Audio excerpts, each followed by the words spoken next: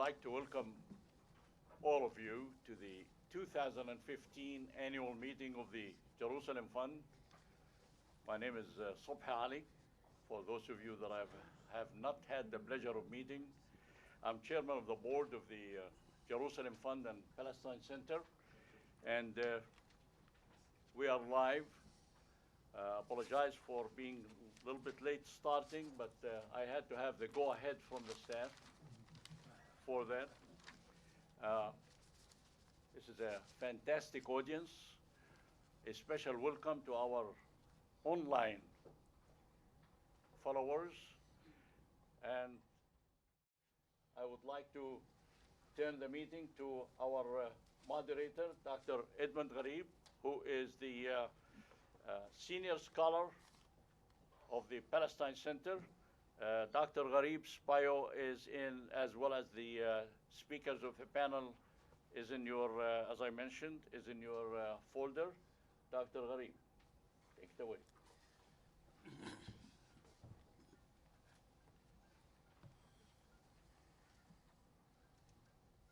Thank you, Subhi. Good morning, everyone. It's a pleasure seeing you all. I think we are fortunate today. We have an excellent panel of very fine journalists, some of them, and commentators who have been very active, very involved in this issue, and the whole Arab-Israeli, Palestinian-Israeli conflict, and who have done much, actually, to correct the imbalance that the American media suffers from. Before I introduce the panelists, I would like to make a couple of points about the coverage of the media. I've been following the media for almost since the early 70s, actually, and I've written extensively about this topic and about the American media's coverage of the Middle East, of the Arab-Israeli conflict, of the Palestinian-Israeli conflict. Clearly, if we step back from the terrible events that are taking place in Jerusalem, the West Bank, and Gaza these days, the horrific pictures and the images, we realize that the conflict in the Middle East is, in many ways, especially the Palestinian-Israeli one, is about competing narratives.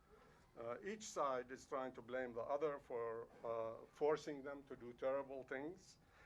And at the same time, they are also, the Israelis, however, are killing more people with deadlier weapons.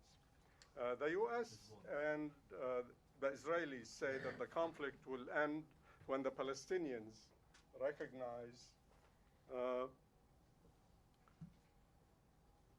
how the Palestinians recognize Israel and Israel's right to exist. The Palestinians, of course, say that Israel has, that they have already recognized that, at least the overwhelming majority of them. But that the problem is the occupation. Overall, I think the American media has gone through different stages when it covers the Middle East. There have been very bad periods, then there has been improvement. But overall, I would say that the media has failed to give context and balance to the way this issue is covered.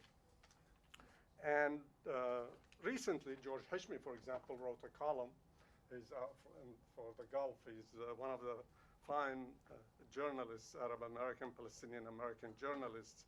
He talked about two articles that appeared in the New York Times and the Washington Post, which showed that there is some understanding, at least, of the importance of Jerusalem to the Palestinians and of the plight of the Palestinian people.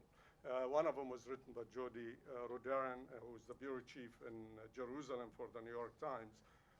And while that article was excellent, nevertheless, what was said, Jerusalem was referred to as captured city. Well, captured to me generally means that this is somebody who's been like a criminal who has been captured. I think this is, in a way, indication of the continuing problem of the coverage of this issue. Although I think this kind of coverage is welcomed, and it's very, very important. there have been many problems with the reasons why the media has covered this issue in an imbalanced way. I think part of it has to do with the nature of American journalism. In many ways, American journalists have to have an ethnocentric perspective, and they have to have an American angle for a story to be covered. Secondly, it has to do also with the increasing conglomerization of the media. That's another big problem. The pack journalism, the think-alike atmosphere, is another problem. The crisis coverage or the fire brigade type of coverage has been also a very important part of the problem. In addition, of course, there is the role of the strength of the pro-Israel lobby and the weakness of the pro-Palestinian lobby, and this is a topic that Phil Weiss is going to talk about in part. Even though, as I said, there have been some changes, we don't see articles like this one that I'm going to quote to you now. This is an article that appeared in Le Monde and Haaretz by the very well-known Israeli historian, Ze'ev Sternhell, and who said that what is happening now in the West Bank and Jerusalem is that the Palestinians are revolting against the ongoing colonization of the territories conquered in 1967. He said they understand that the colonization seeks to perpetuate Palestinian inferiority and make a situation that denies people their rights irreversible. He adds, here lies the reason behind the current violence, which will only end when the Israelis accept and deal with the Palestinians as equals. I haven't seen many articles like this in the American media. As I mentioned earlier, we today have an excellent panel, a very fine panel of speakers, and I'll give you have the information about them in your packet, but I'll briefly introduce them for those who haven't read it yet, and we'll go in that order, in the way that I will introduce them. The first speaker is Ali Abunimah. Ali is the co-founder of the Electronic Intifada and the author of The Battle for Justice in Palestine and One Country, a bold proposal to end the Israeli-Palestinian impasse. He's a policy advisor with Al-Shabaka and contributes regularly to the American media. He has appeared on many television programs, including at CNN, MSNBC, Democracy Now!, PBS, and others. But one thing I'm going to tell you about is that his new book, actually, he has a new book that just came out, and it's called The Battle for Justice in Palestine. I hope you all pick it up. Our next speaker, he's going to focus, before I introduce the next speaker, on U.S. public opinion and Israel. Our next speaker is Philip Weiss, who is the founder and co-editor of Mondo Weiss. I don't know, many of you follow it, but it's an amazing blog, and which focuses on many of the meat and potato issues of the Palestinian-Israeli conflict. He has raised a lot of questions that need to be raised, especially he covers the media, he covers events on the ground. And he's also, in addition to that, he's the author of a novel, Cock-a-Doodle-Doo, and the nonfiction book, American Taboo, A Murder in the Peace Corps. He also co-edited the Goldstone report, The Legacy of the Landmark Investigation, of course, on the Gaza conflict of 2011. He will focus on the role of the Israeli lobby and other pro-Israeli groups in the United States. The third speaker is Said Arikat. Said is the Washington bureau chief of Al-Quds newspaper, a daily, for which he's a reporter, a columnist, and analyst. He served as an adjunct professor at American University, and he also was the spokesperson for the UN in Iraq. By the way, Saeed is very active at the State Department's daily press briefings, and he has angered so many people that the publication, the weekly paper Jewish Press, follows him weekly and accused him of distorting and lying about a lot of the things that are happening. It's called, I think, Saeed's Watch or something like that. Said says. Saeed says. That's even better. Well, I will stop here. I don't want, because I want to give the panelists all the time that we have, the maximum time, and let me call on Ali first.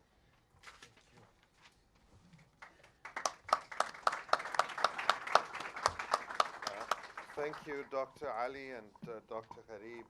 I'm always so happy to be at the Palestine Center. It really does feel like home with so many friendly faces and engaged minds.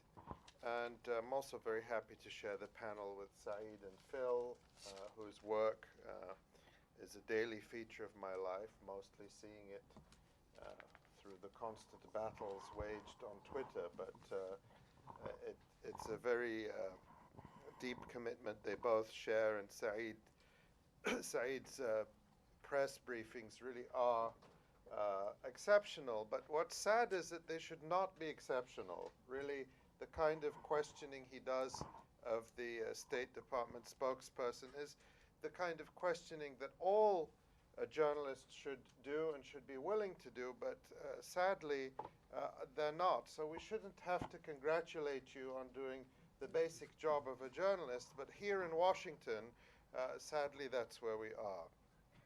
Now, I think that if you look at things on the surface, depressingly little changes, and every time I come here I could say pretty much the same things, and there is a reality that's hard to ignore. Israel's brutality, Israel's violence is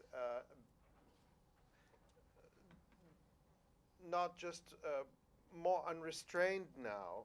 We have a kind of, Israel has gone from the pretense of being a state with formal processes to a literal lynch mob being incited by its top leaders. Go out and shoot people. If anyone, looks to you like a suspect, shoot them dead. And the results of that are being seen. Extrajudicial executions, summary killings in the streets. We're seeing this on a day-to-day basis. 9 human rights groups just the other day condemned the extrajudicial executions and the public incitement by Israel's top leaders, including the police chief, who said, if anyone harms a Jew, they should not survive. This is thuggery. This is not a state or police. Well, I mean, actually, this is a state and police. Sorry, I correct myself. But not what it should be, let's say. And, of course, the victims of this have been children, at least 10 Palestinian children killed in the past 3 weeks, often based on sometimes they claim that children were involved in stabbings. Now, even a child who is involved in a stabbing, if that's true, has rights. You don't execute them in the street, you don't shoot them in the street and call on them to die while they're lying there in a pool of blood. We saw this mob mentality in the form of the Israeli Jewish man who stabbed another Israeli Jewish man a week or so ago, believing him to be a Palestinian. We saw the police in Israel shooting dead a man. This just extraordinary report in the Jerusalem Post about how the medic went and he said, I was going to put him in a black body bag for a terrorist, and then we discovered he's a Jew and we put him in a white body bag. So they have color-coded body bags based on your ethnicity or religion, and the police again shot him dead thinking he was Palestinian. And of course, the horrific lynching of the Eritrean man Haftam Zarhum, who was simply happened to be in the wrong place at the wrong time, but because Israeli leaders have so incited the public against Africans, against Palestinians, he was immediately lynched to death in Beersheba after a Palestinian had killed an Israeli soldier and injured 4 other soldiers there. So we have this lynch mob mentality. We had, of course, the massacre in Gaza, about which much has been said and should be said, but I won't go into that in detail now. The point I want to make here is that all of this has been fully supported, fully enthusiastically, wholeheartedly supported and embraced by the United States, and particularly the Obama administration.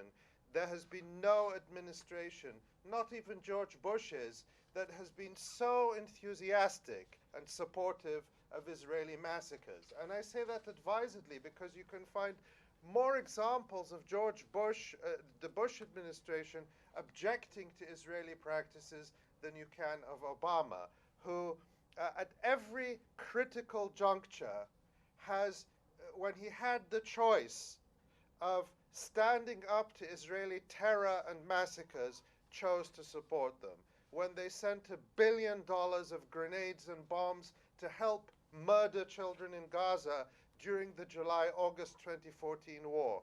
And the other day, when there was growing outrage around the world at the extrajudicial killings in the streets of Palestinians, Obama talked about Israel having the right to restore law and order, as if that's what Israel is doing.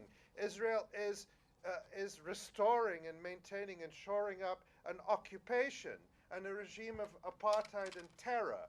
But Obama called it law and order, using the racist language that comes from the cities of the inner cities of the United States, where police brutality is called law and order.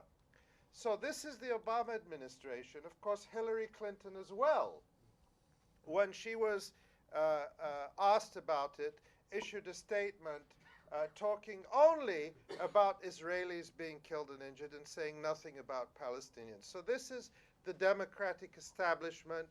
Their hatred of Palestinians is ingrained deeply in their policies. So at that level, nothing has really changed. But something is happening under the surface, and I think it would be very foolish to ignore it. And it really appears in, I'm just going to go into this very briefly because of the time, but under the surface, I can see this on the college campuses, when you go out into the country, something is happening with young people, and it's backed up by poll after poll, survey after survey. And just one that was most striking was a Gallup poll taken, let me start with this poll, which came from Bloomberg Politics. This was back in April, and it showed, and this was around the Iran deal, and it showed that, I quote from it, Israel has become a deeply partisan issue for ordinary Americans as well as for politicians in Washington, a shift that may represent a watershed moment in foreign policy and carry implications for domestic politics after decades of general partisan consensus. Republicans, by a ratio of more than 2 to 1, say the U.S. should support Israel even when its stances diverge with American interests.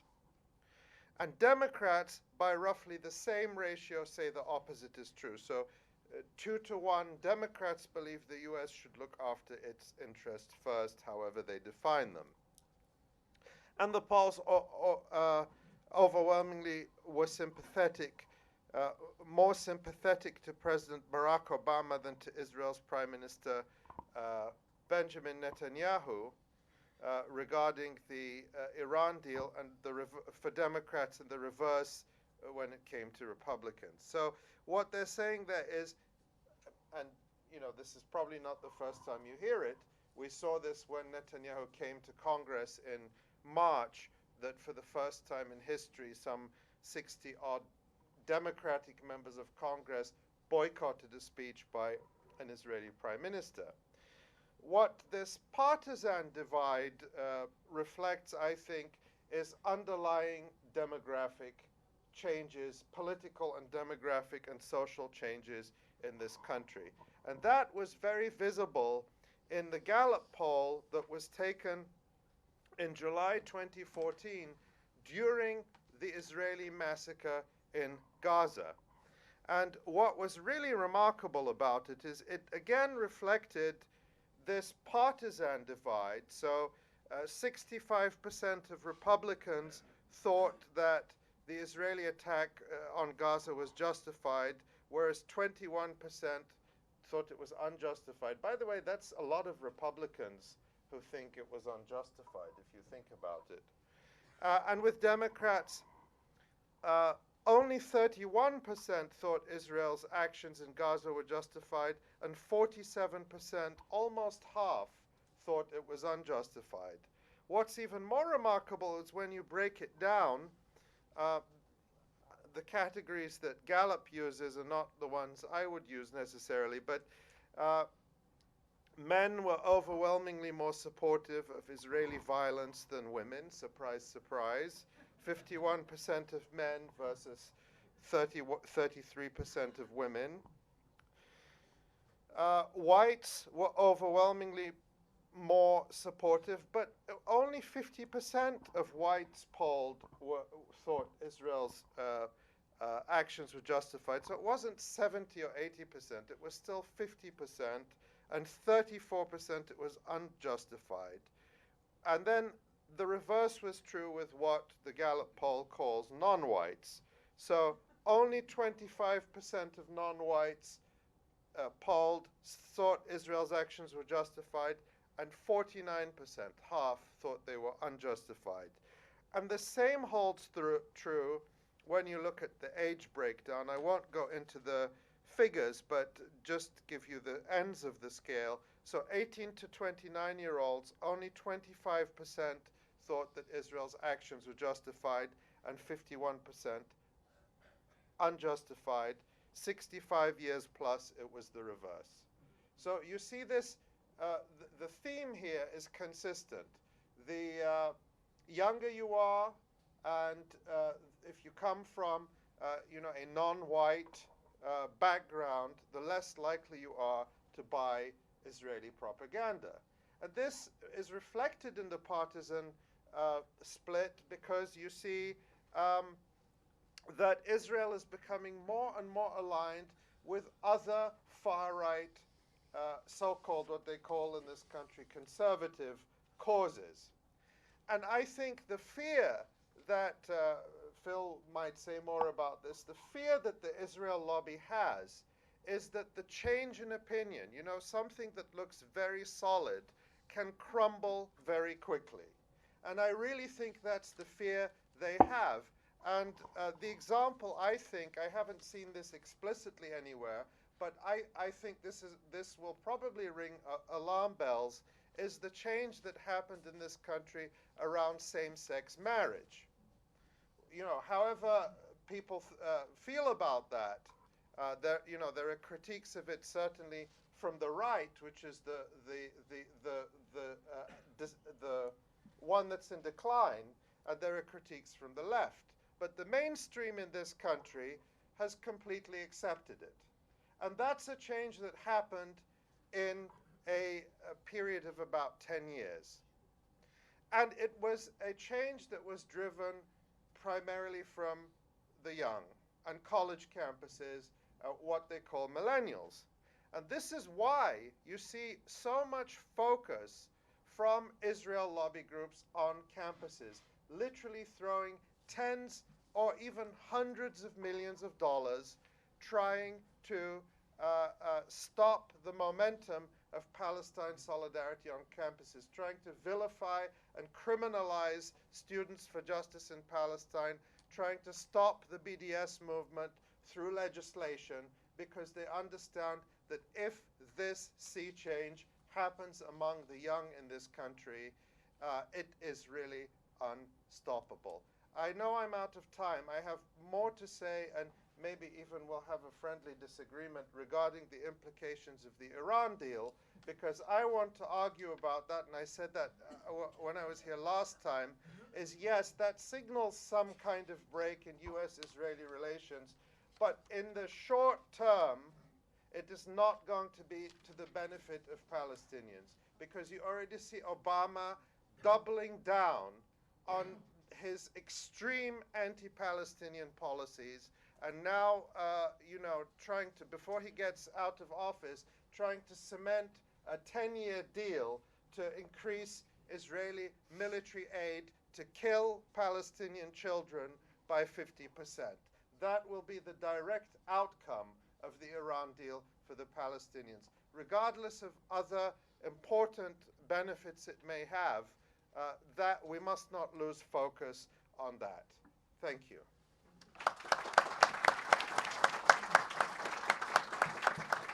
Thank you very much.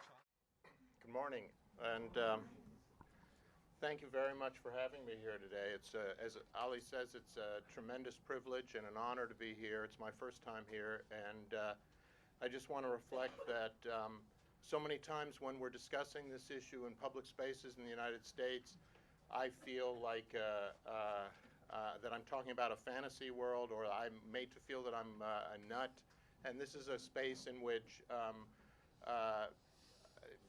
up is up and down is down, and you can speak of a recognizable reality that people don't have to prevaricate and misrepresent. So I'm going to speak about, in a very parochial manner today, about the organized Jewish community, which has to some degree been a gatekeeper on this question. And I think that what Ali said is unquestionably true, that there are important shifts happening demographically in this country on the question.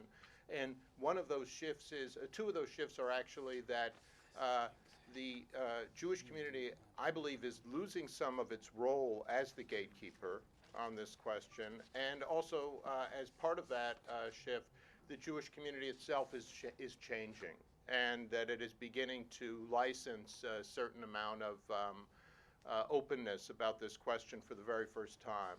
So, I don't know that, I mean, as a Jew, I'm very concerned with that community. I want that community to catch up. I don't think it's going to happen anytime soon, but the young will save us all. So I want to start with an incident that demonstrates the power that I think we all understand emanates from that community, in my community, and that is that there was a recent email released from the Clinton stash in which Anne-Marie Slaughter, who was then, from 2011, it just came out recently, but Anne-Marie Slaughter, who was then in the State Department, wrote to Hillary Clinton, Secretary of State, and said that Alice Walker, the novelist, is on the Gaza flotilla, the latest Gaza flotilla, and that the Palestinian Solidarity Movement is going to grow and grow, and nothing will be able to prevent it from succeeding. She advised Hillary back in 2011. And one of the things that she said, NB, note to bene, I think it is, Alice Walker's Jewish husband. So here is this, and if you look at the piece that she was referring to, Alice Walker herself alluded to her Jewish husband, that she had been married to a Jew. Anne-Marie Slaughter is married to a Jew. I mean, Hillary Clinton's daughter is married to a Jew. They all understand they're all giving up, at this moment, Slaughter is sort of giving up some of her authority, as Alice Walker did in her piece, to the fact, to this Jewish husband. And where you would think that Alice Walker's own opinion about Gaza would be sufficient, this has to be alluded to in this very official communication, as if, well, now it's okay to criticize Israel. So I think that is, whatever we think of that, it's a reflection of a certain reality that has held, and that we can discuss the reasons for it. But obviously, I think that my community, in this case, has been a reactionary community, and its concerns emanate from very understandable reasons, from a European genocide, but it distorts our entire view of the conflict. Now, that same hierarchy that I described was obviously evident during the debate over the Iran deal, when we saw so many times that it seemed like an inter-Jewish discussion, even in the media. Our media were granting so much authority to Jewish voices. The New York Times, to my way of thinking, famously, even did a graph on where Jewish legislators were on the Iran deal toward the end. And it said of Ron Wyden, the senator from Oregon, and I think also of Senator Blumenthal from Connecticut, these are senators whose ancestors were killed in the Holocaust. They have special reason to maybe come out against the Iran deal. So this sort of status was granted to Jews, Jewish public figures around the Iran deal, and also some sort of understanding that they would have a greater support for Israel because of the Holocaust.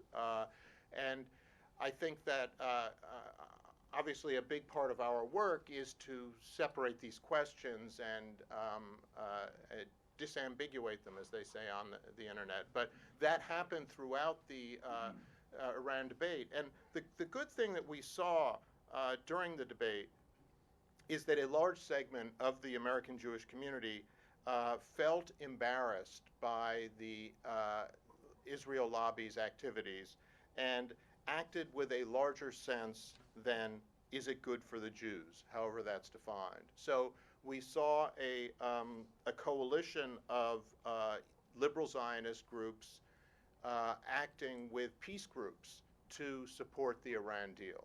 And they were, I think, crucial to the passage of the Iran deal.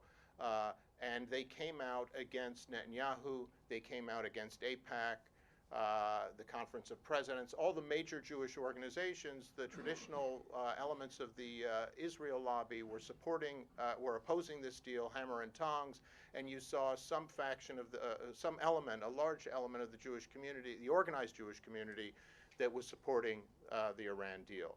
And they were also reflecting the public opinion in the Jewish community, which was supportive of the Iran deal overall. So we saw this kind of public fracturing of the Israel lobby over the summer. And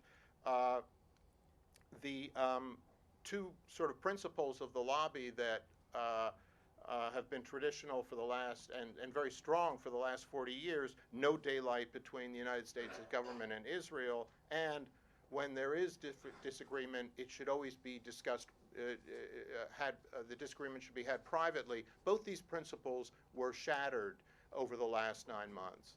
And so this has been really a wonderful moment in terms of the history of the Israel lobby. I think it's a real crisis for the lobby because of this public disagreement. Now, will this same fracturing occur with respect to the Palestinian occupation and the human rights atrocities that we see all the time in the alternative press and the European press, not so much in the American press? I think ultimately, yes, that fracturing will happen inside the Jewish community, but for the time being, these mainstream groups are aligned. You see the liberal Zionist groups have, by and large, re-solidified with the right-wing Israel lobby, and the racism in that organized community is profound as ever. So it allows, and to the extent that that community has been a gatekeeper, you can see on AIPAC's website right now, all the I think 75 politicians on AIPAC's website are saying Israel has a right to defend its security around these the attacks in Israel and Palestine and the violence that's being meted out to Palestinians. These politicians are saying Israel gets to do whatever it wants. This is about its security. No people would accept this type of violence. those very traditional statements that we also observed around the Gaza massacres, those statements are again coming from politicians, and the organized Jewish community has kind of solidified in support. And as Ali said, President Obama has not come out in any way against what the Israelis are doing. So in that sense, Jewish lives continue to matter as much as they always have for that community. So this is and I think this is a contract in the leadership structure that goes back many years, back to even partition. So it's a very long tradition that is going to take a long time to undermine. So the good news, I think that I would agree with Ali that the mainstream is stuck, and I think most of the people here would agree with that statement. It's obvious to everyone it's obvious to everyone in the administration that the occupation is the root cause of the recent violence, but no one can say so. And I think that is really what is the best thing that's been happening in recent months, and that reflects some of the demographic shifts that Ali refers to. And that is that this awareness of the occupation is everywhere. It's everywhere in the world. It's everywhere in any media outside the United States. It just hasn't penetrated the mainstream of American public opinion, penetrated public opinion. It hasn't penetrated the leadership class and our elites yet, but it will. And I think that we're in the midst of a revolution. Ultimately, what Ali has described has been driven by a grassroots movement. The awareness that is reflected in those polls is coming out of a grassroots movement. It's one that the SJP, Students for Justice in Palestine, has played a very large role in on campuses. It's one that Ali and I and Syed have also played our parts in, and it is, as Anne-Marie Slaughter said, impossible to stop, and it's going to triumph.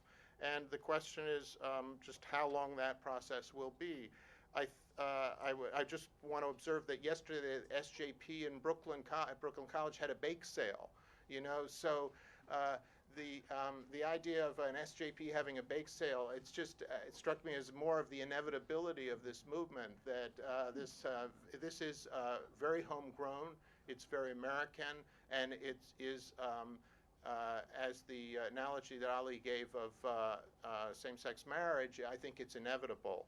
And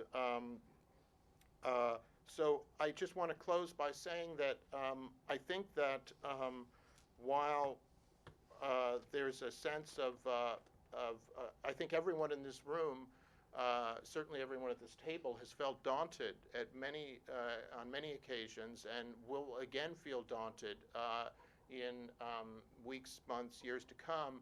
But I think that we should remember that this gives our community tremendous power. That this dynamic gives our community tremendous power. We are the ones who are driving this conversation. We are the ones who know that up is up and down is down. And we are gaining a broader and broader audience among the young and inside progressive elements of the Jewish community too.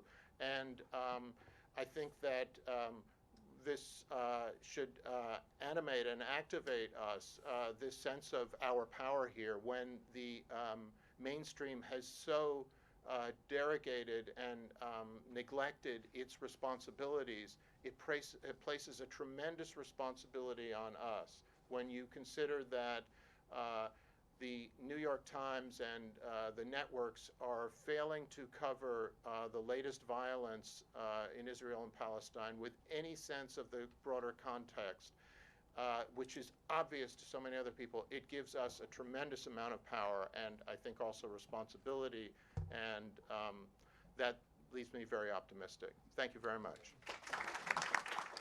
Everyone, thank you, Dr. Ali. Thank you, Zaina. It really is home, and it's not only home.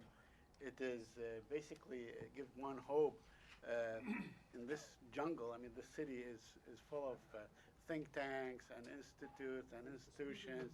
That, I'm sorry? Yeah, can you hear me now? Okay, George. All right. Okay.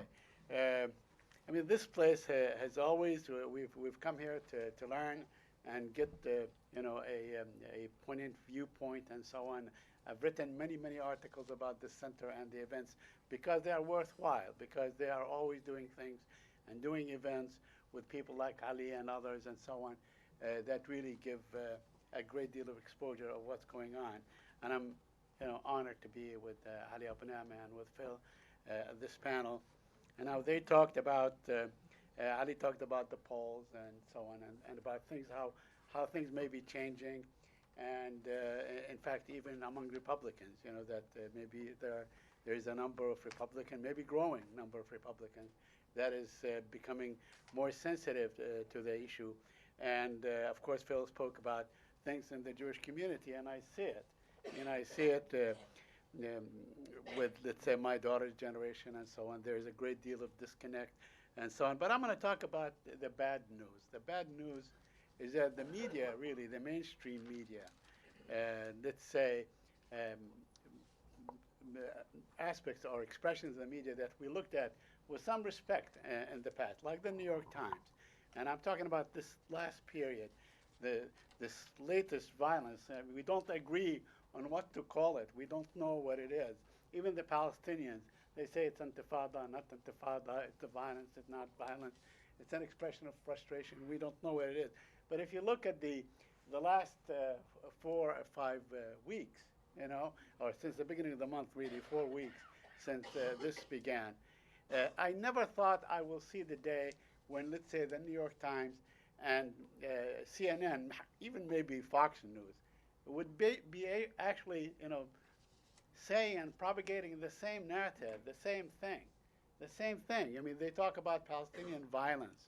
They talk about, I mean, some really in graphic terms and so on, about Palestinians slaughtering Jews, running around with knives and so on. I mean, giving really a whole different, a whole new picture, of the, in a demonized fashion, vilified fashion. I never thought I would see that. I mean, the reporting is good. I mean, George's article about, Jody Rudderins, I read, it's a lengthy article and report, and you can pick. You have to really look at it. It's a very long one, and you can see what is happening. And as Ali said, she uses the term capture. Although our great mentor and friend, Clovis Maqsood, says we shouldn't even call it occupied. It is conquered, because what is being practiced is conquest. It's iqtisab, it is usurped, because that's what they are doing.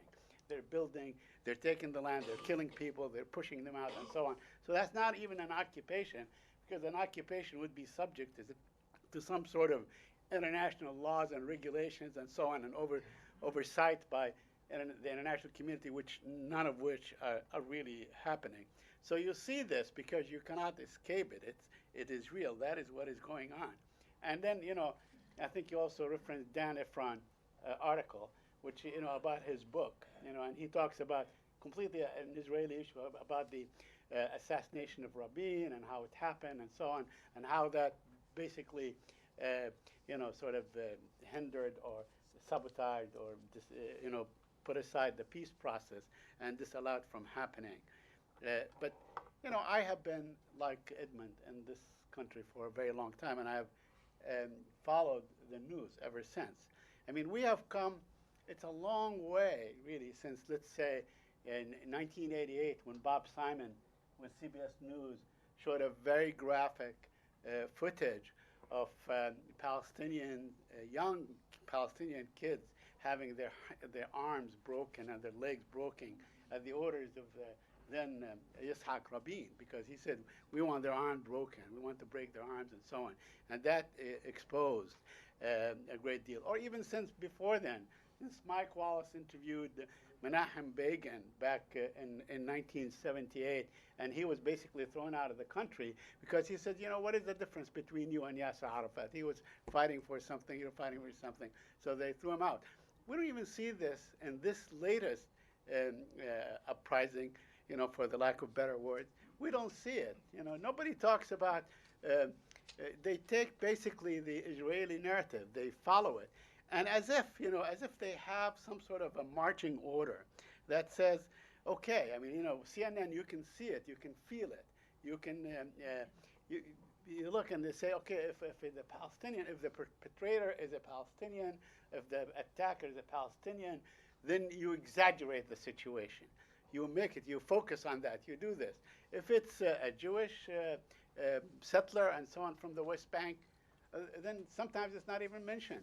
You never see about the attacks, which really occur on a daily basis. I mean, from time to time, you see testimonies in the Israeli press, in Haaretz mainly, you know, by Israeli colonels and generals and those who have, you know, commanded in the West Bank and so on. They say, look, you know, it is the occupation, stupid.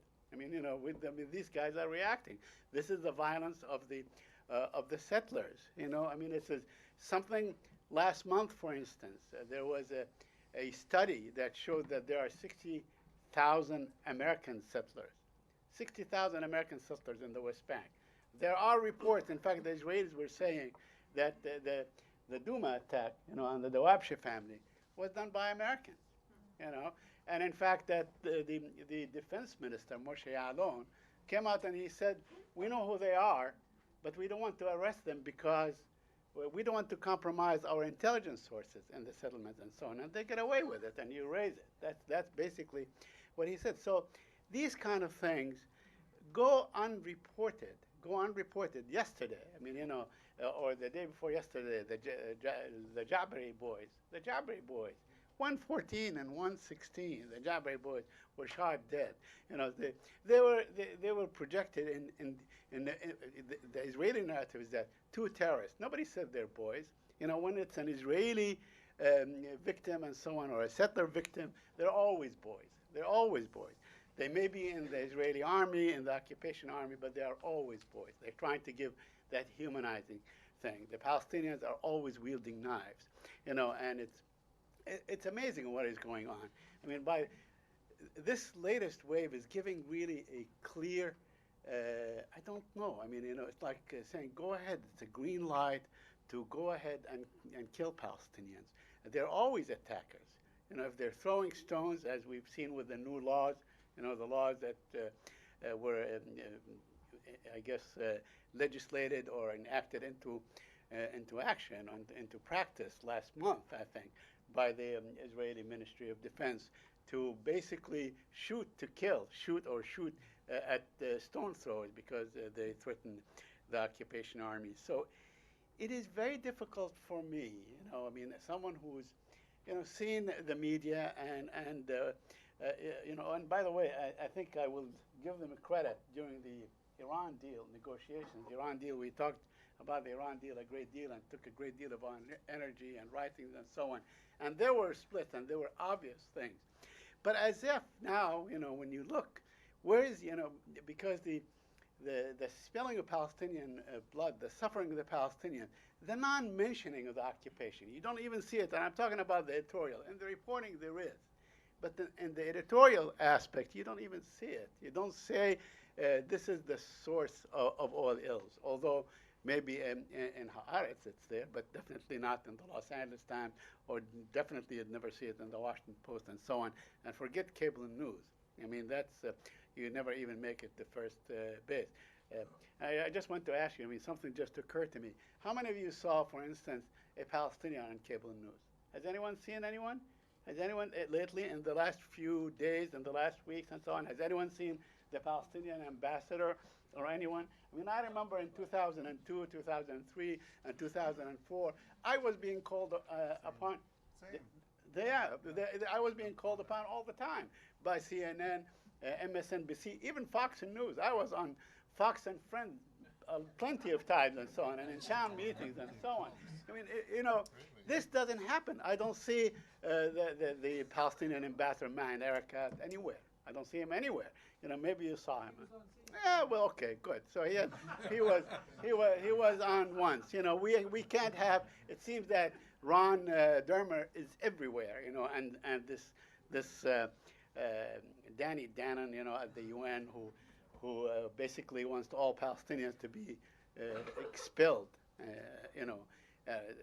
So the media situation today is really it is sad. It is sad because it seems like it was part of the deal. We have 5 minutes. I'm gonna do it as soon as I can. You look at what's going on. The Iran deal. I mean, the New York Times was really hitting hard, and in many other outlets and so on, they were hitting hard. As how great this deal is going to be for America and for Israel. It will provide them with safety and so on, with numbers. I mean, of course, I think that the whole Iran nuclear thing was just a ploy. It was just a ploy, because nobody talked about settlement and expansion settlement and, cementing the occupation during that time and so on. And now it's payback. Now it's payback. You give them more arms. You look the other way. Israel has the right to defend itself. Israel has the right to defend itself. What right does Israel have to defend itself in a territory that is occupied? In a territory that is occupied. I asked repeatedly in the State Department, from time to time, I ask because I feel that I have to ask. Could you please define what is the situation in the West Bank? Is it occupation? Do people have a right to resist? Do people have a right to resist that occupation? How much longer must they endure and so on? Nobody talks about that. No one talks about that. So, I would say that although we have seen, during the Iran deal, perhaps this split, this schism, or this gulf widening between, let's say, the right-wing media and the liberal media that wanted to advocate and support the Iran deal because it's a good deal. It's something that, and we know because we followed this thing. I mean, back in 2007, the National Intelligence Estimate came out with the most thorough analysis of Iran's nuclear capabilities and basically said Iran does not have the capability and will not do it. Back in 2003, they gave it up for two reasons, because America was right next door now in Iraq, and it destroyed its main enemy, which is Saddam Hussein. So, we all know that this is really a good deal, and they're extracting, but in exchange for that, it seems that the Palestinians are suffering. There's also a big gap, an absence, a big hole in sort of the Palestinian narrative. You don't find it anywhere. You don't see it anywhere. And I just want to end with a couple of things about this latest story, about Netanyahu's effort to sort of blame this the most horrendous act in history on the Palestinians by saying that the Mufti was the inspirational thing to Hitler and so on. It didn't even warrant an editorial anywhere. I mean, it was reported. It was reported, but it did not warrant an editorial. And of course, Netanyahu is not a stupid man. He knows exactly what he's doing. He's trying to say that the struggle of the Palestinians is not a struggle against colonialism. It is basically part of this whole anti-Semitic frenzy and so on.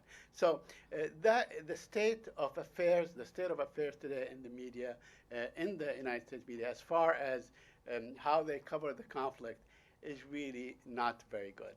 We have seen that, while on Iran there were some good points and some good editorials and so on, there is a complete absence on the issue of on Palestine. And whenever it's mentioned, it is basically the Israeli narrative. Nobody talks about the occupation. And I don't think we are doing really much to help the situation. I mean, the Palestinians, I look at their press. Their press is so consumed with other issues and so on that the Palestine issue is marginal, even in their press. So I don't know. I mean, we hope, on the one hand, that the things that Ali and Philip talked about will impact, how things get reported, because people are becoming more sensitive to, to the justice of the Palestinian cause, because, after all, it is all about justice. Thank you.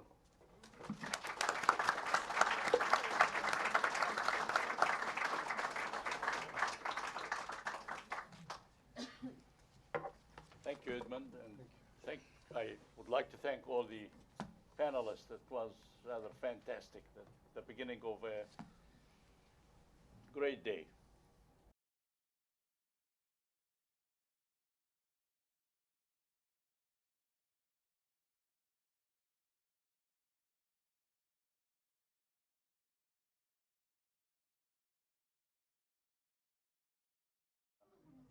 We'll start from the right.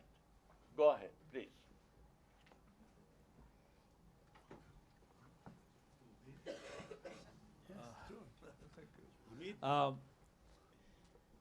I'm just very happy that Saeed brought up the question of Netanyahu and accusing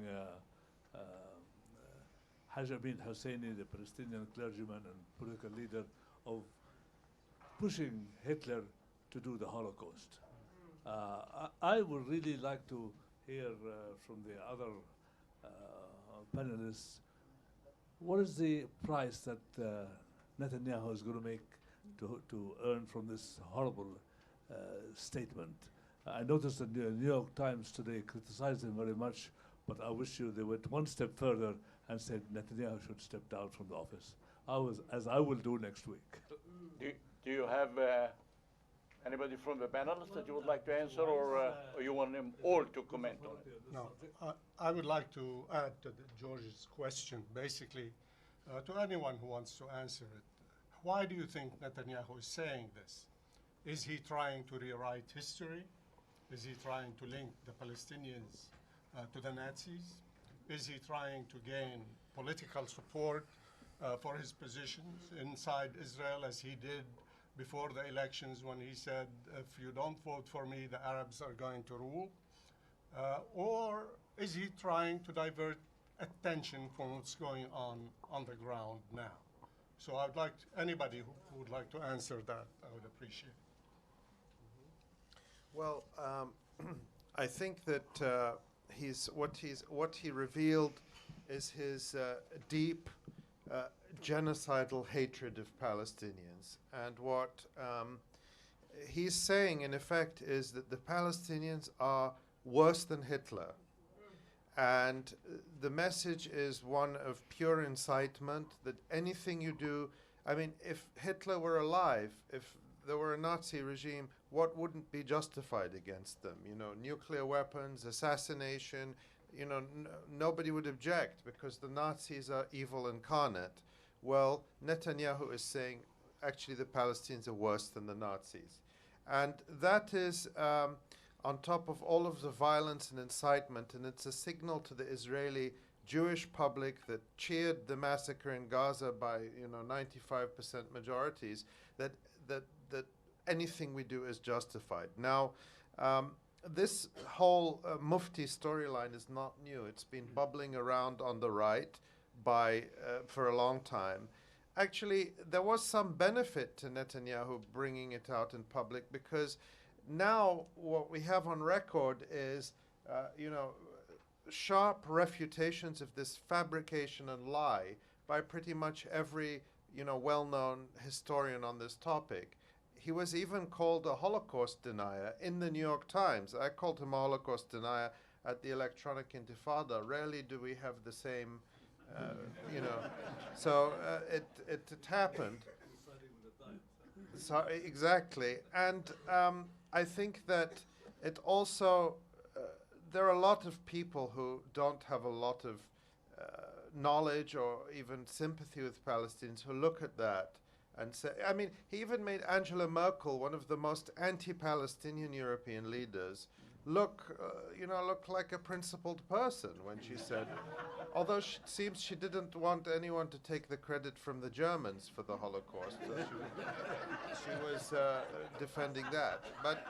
But the key point is, the serious point I want to make is, I believe these are the statements of a potentially genocidal regime. I don't want to use those words lightly, but to dehumanize people to that extent is one of the signs of a society or a regime capable of genocide. That's the serious message that you will not see in the New York Times, but I believe is true about Netanyahu's statement. You know, I heard a joke that someone says, now they're saying Mussolini is a Palestinian. His name is Musa Alini, you know. Someone was saying that. But, you know, I just want to make a very brief comment on this. What was really mind-boggling, and in fact, you know, you just sit like this with your jaw dropped. I asked in the State Department repeatedly on Wednesday, I mean, is this incitement? Is this incitement? And they refused to call it incitement. I mean, let alone condemn it, but they refused to call it incitement. The spokesperson kept saying time after time, and I kept asking. I asked it like 10 times, you know, and he said, well, it is historically inaccurate. That's as close as they would come to it. And that is really mind-boggling, because if someone else had said this anywhere, I think the reaction would have been a lot stronger. Thank you. I would like to ask Philip to chip in. I would just echo what that my co-panelists have said. I think that the statement was highly intentional. The importance of, I mean, always on the left, or any sensible person has always been able to say, well, the Holocaust was a European event. Why was Palestine have to pay for the Holocaust? Well, he's trying to reverse that ancient question, and the New York Times even assisted him when it ran a photograph of the Mufti with Hitler. The New York Times doesn't say that Gandhi wrote a letter to Hitler. You know, it's helping that equation. That being said, I think that this was a naked moment of the naked insanity of this statement is evident to every. It's an emperor's new clothes statement. This is a society in deep crisis. It's really alienating all. Any sensible person observing this has to think that this society is going crazy. And when you consider, Syed mentioned the Duma murders of July 31st.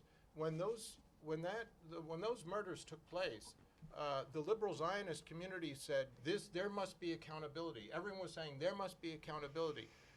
It's 2.5 months later. There's been no accountability whatsoever for this a scene worse than scenes in the American South during Jim Crow, and no accountability. The liberal Zionists are silent, and I think some of this is evident to people. You're seeing a society that has no accountability for these. I just find it mind-boggling that, and I think that. I would like to follow up with Edmund, please. I would like to, basically, I have a couple of questions, one for Philip and the other is for Saeed. For Philip, you talked about the fracturing of the American Jewish community, particularly the lobbies, especially. Do you expect this to continue, particularly if we take a look at least some of the polls that Ali mentioned, and in terms of the youth? Many young people appear to be changing their views, whether it comes to BDS. BDS is doing very well on campuses. Some young American Jews also have taken some strong positions. So what do you expect down the road? And the question that I have for Saeed, you have been playing a unique role in many ways at the State Department, at the press briefings. You are raising questions that very few others. You are in many ways sometimes a lonely voice. I would like to hear more about your experience there.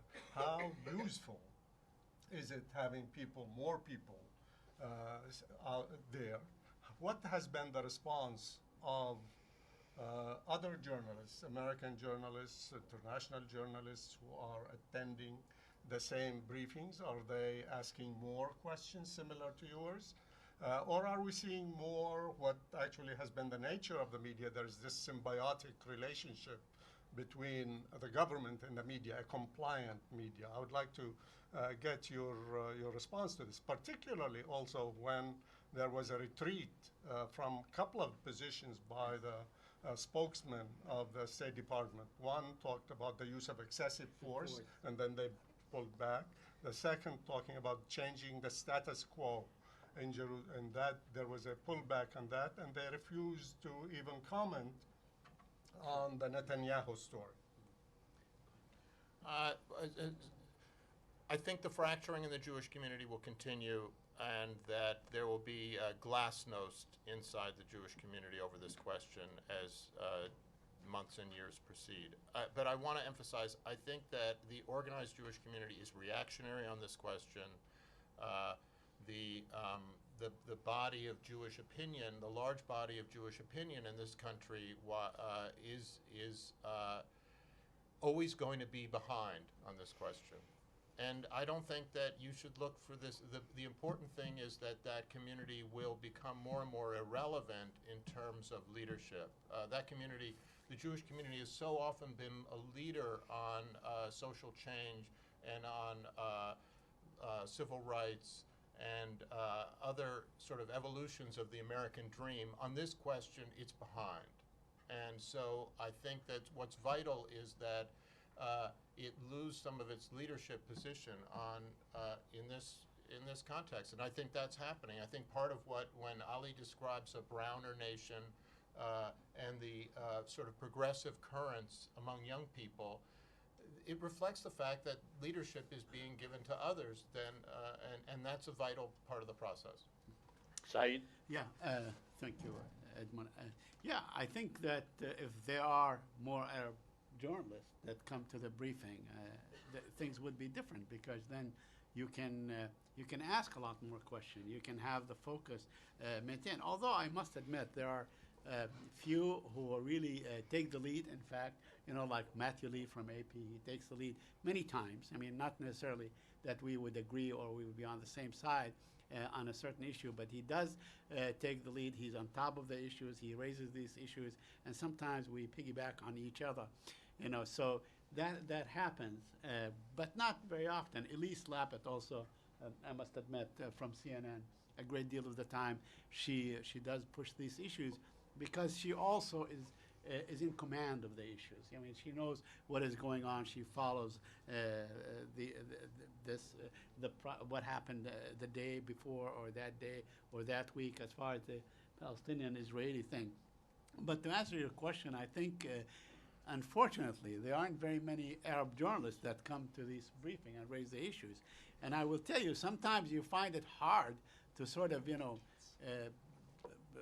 push the Palestine issue, because the other issues are so, prominent. I mean, like during the Iran deal, and really, I mean, it's I get a lot more credit in this case, bad credit, by, let's say, the Jewish press and others that attack me on Twitter and all these things.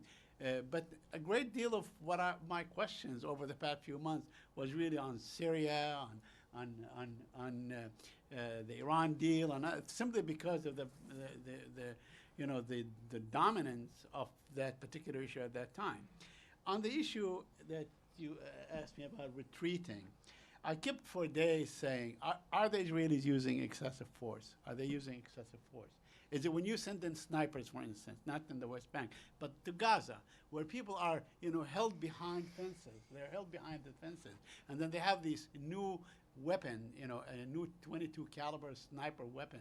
And they're basically picking off, people who are on the other side of the fence. Is that excessive force? I kept after it. And then, finally, the spokesman says there are, we believe that there are things that can be interpreted as excessive force by Israel. And then everybody jumped on his case. I mean, so the following day he came and, in response to questions, I think it was by the Jerusalem Post correspondent, he backtracked, although I kept pushing the issue again, and he says, we are not going to parse every event. We're not to look at every event separately and so on. We cannot discuss all these things. And the same thing on the status quo of Al-Haram Sharif. And of course, now, it's part of their parlance, the part of their language. When they say Al-Haram Sharif, they also say the Temple Mount. So they come together, Al-Haram Sharif and a Temple Mount. And although they said, we have evidence that there's been some changes, that actually the status quo is changing, they backtracked the following day, and I wrote an article about that. But in fact, things changed. I mean, they don't know whether this ought to be codified in some sort of written language or, some sort of a document. Although it goes back to the British Mandate. I mean, this is really back to British Mandate and then under Jordanian custodianship and so on. But in fact, things have changed. Now you have to be a certain age to go to Al-Haram Sharif. Certain people cannot come, you can't go, and so on. So there's been dramatic changes in the status quo. It's not true what the United States, saying that we have been assured by the Israeli government that there's been no change in the status quo. Because if you look at the, sort of the who goes to pray and who's allowed to pray, that you have to be over 50 or something like this, then there's been a lot of changes, and that is not true when they say we have been assured that the status quo did not change. Okay, I want to go back to the audience, and the gentleman right there, please, Tamar. Hi, thank you. This is directed more towards Ali. I'm getting a little bit ahead of myself, but I'd like to address this since you have a chapter on it in your newest book. So, from the panels today, it's been said that headway is being made by various Palestinian Jewish groups in the U.S. to change the perception of the conflict. Nevertheless, the Republican and Democratic parties and the mass media, it's essentially a reflection of elitist class interests. And these interests are largely the neoliberalization of Palestine. And I see this as, the occupation as a laboratory. It's the means to ensure this neoliberalization, which is privatization, financialization, militarization. And I mean, even, Bernie Sanders, the self-proclaimed democratic socialist, he's the only socialist up until he gets to Palestine. And then he changes. So, I mean... And what's the question? So my question is, so how do you overcome this type of economic imperialism that will surely follow the occupation? So once occupation is done, this will be its place. Thank you. Yeah. Thank you. That's a great question. Well, when you reminded me, I did write about that, of course, and what strikes me now is, in essence, of course, it does lasting damage, but also, in essence, the failure of it. Because, 3, 4, 5 years ago in Washington, on the pages of the New York Times, the line that was coming from everyone, even from many Palestinians, was, Salam Fayyad and Fayyadism and, economic peace and economic miracle in the West Bank. And I was saying at the time, and others were, that this is, pardon my French, bullshit. There is no institution building. There is no economic miracle. This is a lie. What's happening is that, Palestinians, to the extent, that there's consumption is being encouraged through debt. And at the same time, this was being marketed as, Hillary Clinton was marketing it and saying how, Palestinians are opening businesses. It was never true. Nothing at all in the economic statistics that came from the World Bank or the IMF reflected this. It was fabrication being marketed as this great thing, including especially in Washington, and Netanyahu as well. And the idea was the Palestinians would be pacified through shopping malls and cinemas and new cars and credit cards, and the occupation would continue, kind of a Chinese model of consumption and economic growth, but no political change. That was the thinking of the authors of this. What we're seeing is the collapse of that now. And also more broadly, remember Iraq, when it was invaded, was also supposed to be this laboratory for, flat taxes and getting away government regulations. And of course, that was the catastrophe in Iraq. The least of it is the economic aspect, but it also failed there. But the neoliberalization and the use of people who are deprived of basic rights as fodder for experiments is something that is not just in Palestine and Iraq, but here in the United States. When you look at New Orleans, you look at what's being done to public schools in Chicago and Washington, D.C. through, through privatization of public schools and so on. So it is a certain mindset, but what is happening now and what Palestinians are doing now through this spontaneous uprising or whatever you want to call it is demolishing those castles in the sky and saying, we are a conquered, as Saeed said it, colonized people, and we are resisting with whatever we have for our basic rights. Thank you, Ali. I'm going to go to the left. The gentleman, please. My name is Charles Spencer. This question is directed especially to Ali, but I would be interested in comments from other panelists if you choose to. Those of us with political memory in the United States going back 50 years, which is a number of us here today,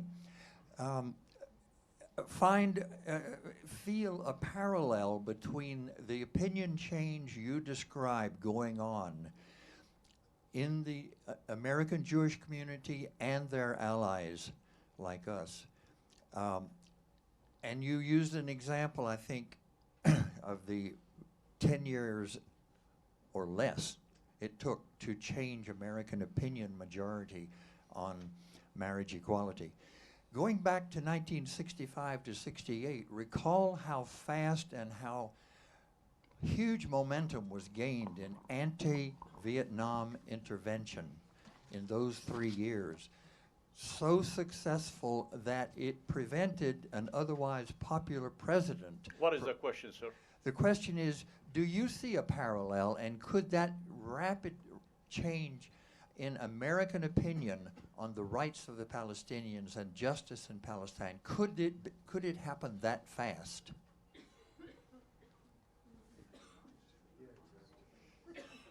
Ali, that was directed to you. Yes, I'm thinking it's, of course it's very hard to predict. If I say yes it could, then you would say, well, I'm predicting that in 2 or 3 years everything will be different. That would be foolish.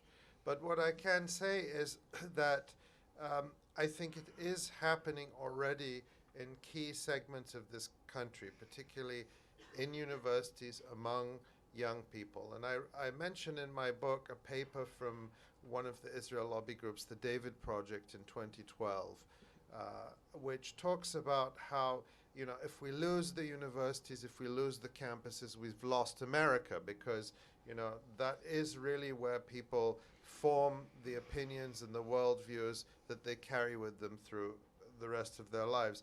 I think that's already happening. I agree with Phil that the change is going to take a lot longer among the elites.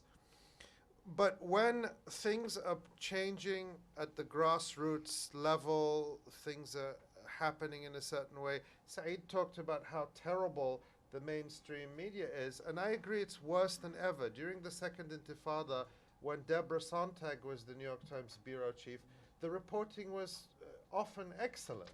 It's never excellent now. It's always terrible. And I was admonishing Phil for praising Jody Rodor in an article the other day. Absolutely wrong. Her article was terrible, Phil, and you should never have praised it. But, it's because there are alternatives now. That, you go to a university lecture hall and you talk to young people and ask them, how many of you watch the PBS NewsHour? None do, How many of you watch Charlie Rose, which is like, state propaganda television? None do. No, nobody, it's serving a very small elite. So what I'm saying is that I believe the conditions are ripe, or becoming ripe, for such a rapid change to occur. I believe the Israel lobby sees it and fears it, but none of us can say, the precise hour or the day when it will happen, but we have to keep working to create those conditions. Right. Phil, do you have a comment, or before we go to the next question? The one thing I'd say is that there was a very strong American movement against the Vietnam War because it was so distinctly against the American interest. The Iraq War was against the American interest. the proposed Iran war was against the American interest. These were broad perceptions inside the American polity that I think affected those, well, not Iraq, sadly. And I think that the occupation and brutalization of the Palestinians is not something that's perceived by Americans as an American interest. And I think that ultimately that is going to change. And one reason it's going to change is I think some of the violence is going to come here. Thank you. We have time for one more question before the break, and I see Tamar, please. The question is for Philip.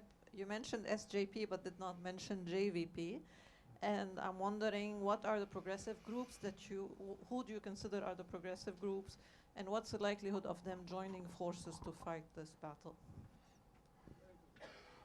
Well, I think that I'm sorry that I didn't mention JVP. JVP gets a lot of airtime in the among progressive Jews. It's a very important group, Jewish Voice for Peace, and it has formed coalition with SJP and with Palestinian Solidarity Movement. And has supported BDS, which is vital in this struggle. If we have The time, last word for the moderator. Thank you. If we have time, I would like to ask whoever wants to respond to this is the question of the alternative media. What impact do you think the alternative media, and some of you are very much involved in that, in bringing about change now and in the future? Well, I tell you what, I'll start very briefly. I think it does have an impact, and it is changing a great deal. And you know, younger people, definitely college students and others and so on, are looking at alternative media. I assume that you're talking about other websites and the internet and so on. And it provides a great deal of information, and people can pick and choose. I'm not going to. I don't see any change in the mainstream media anytime soon. And I'll tell you, something we haven't talked about in this panel, if I may, I just want to mention something. I think the Palestinians also bear responsibility.